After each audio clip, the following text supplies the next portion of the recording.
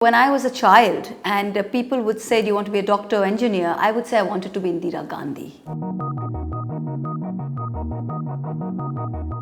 I grew up in India till I was 17 and then went to Mount Holyoke in the US, graduated in economics and mathematics. Went to work for JP Morgan as an investment banker, first in New York and then in London. And in 2009, I quit and came back to India and joined grassroots politics. Today I am the General Secretary of the All India Trinamool Congress. Simple answer, no. Every single person in my life thought it was the stupidest thing I was doing.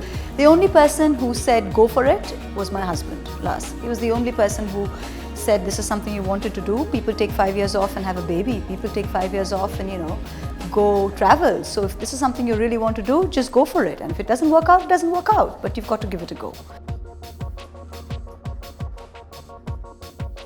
There are 3 M's in politics. And money is not one of the M's. The first is, it says there is a method. The second is myth. And the third is magic. So when you want to enter politics, you need a method how to do it. Whether you're going to do it via the grassroots thing, whether you're going to do it via Delhi, via the media cell of an organization. So that's the M, the method. The second is the myth. Once you're in, you've got to create a myth. People have got to start talking about you, saying that, she's this, she's this, she's this, she can do that. To create the buzz, create the myth. The third is the magic. When you finally get into grassroots politics, you've got to go there and you've got to be able to identify and connect with people and have people identify and connect with you. And women should remember this, that it's possible. You've got to find your own combination of each of these 3 M's. My first meeting outside of Calcutta was in Nadia, 2.5 hours out of Calcutta, 2.5 hours out. And I said, what do you want? I asked the women there. And they said, in Bengali, they said, Ma, amader khabare jol chai. Which is they want drinking water because everything in that area was arsenic affected. All the children had black teeth. All the adults have black teeth. So can you imagine 65 years after independence, 2.5 hours out of Calcutta, all people want is drinking water. I mean, it's humbling, and we're sitting there talking about India is this and India is that, and what is the speed of your internet connection, and it's bullshit.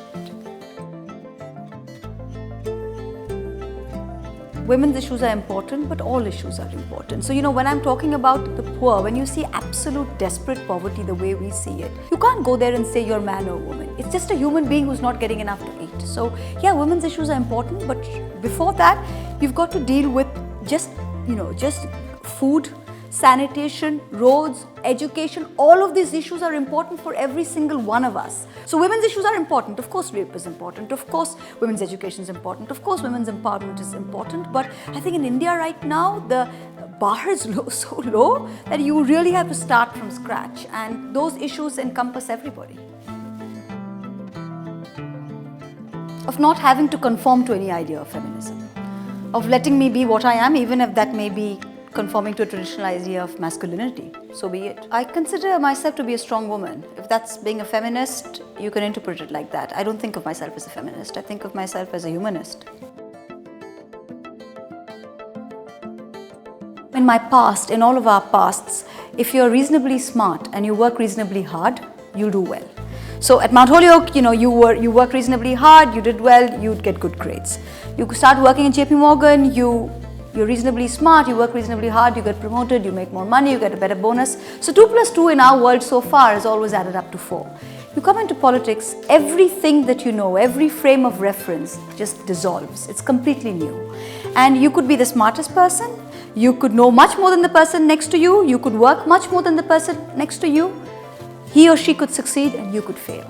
So just this lack of control, no control over your own destiny is very unsettling. So I think that's the most difficult part in politics. My message to the youth of India would be just give up apathy, this chalta hai attitude that someone else is going to clean up. This is our country, this is you, this is me, we're all in this together. Nobody else is going to come and clean it up. And there's nothing that you can't do if you set your mind to it. I'm living proof of that. So take courage from that and have raw courage, be brave. So if you're brave and you're not apathetic, I think the youth of India have the power to transform India.